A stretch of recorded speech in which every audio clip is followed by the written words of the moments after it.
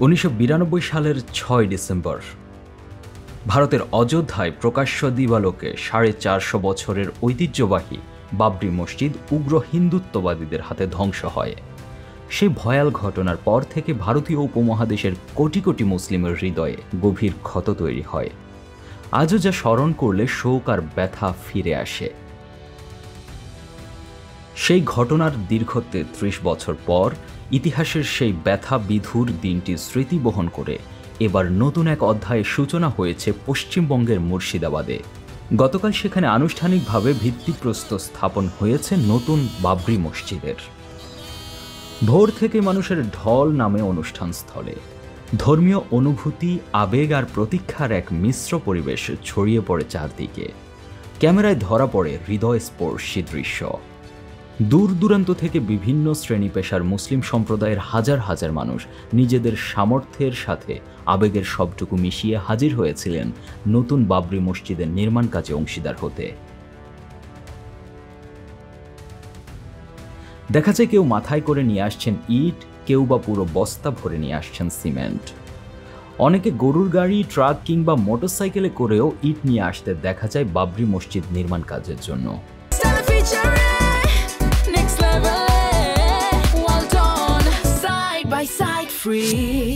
এ যেন এক নিখাদ ভালোবাসার অপার দৃশ্য।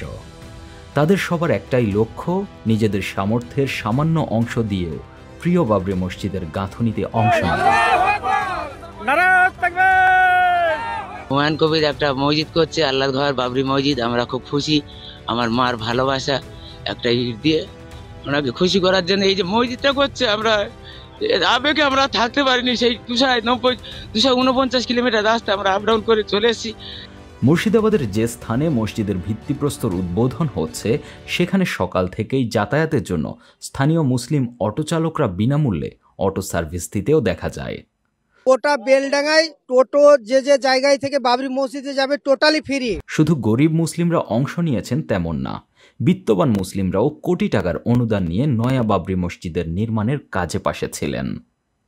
ডাক্তার MS মাল্লিক উনি আমাদের ট্রাস্টকে 1 কোটি টাকা দান করছেন। উদ্বোধনী মঞ্চ ও সারা অঞ্চল মুখরিত হয়ে ওঠে আল্লাহু আকবার ধ্বনিতে। আবেগে চোখ ভিজে আসে বহু মানুষের। আয়োজক ও নির্মাতা দাতব্য প্রতিষ্ঠানের প্রধান এবং পশ্চিমবঙ্গ বিধানসভার MLA হুমায়ুন কবির জানিয়েছেন, লিমিট ক্রস করে গিয়েছে SBI অ্যাকাউন্টের। 6 তারিখ অনুষ্ঠান শুরুর মাত্র কয়েক ঘন্টার মধ্যেই তাদের ব্যাংক অ্যাকাউন্টে জমা হওয়া অনুদান নির্ধারিত লিমিট ছাড়িয়ে গেছে। আয়োজকরা এটিকে মানুষের ভালোবাসা ও বহু বছরের জমে থাকা আবেগের বহিঃপ্রকাশ বলে মন্তব্য করেছেন।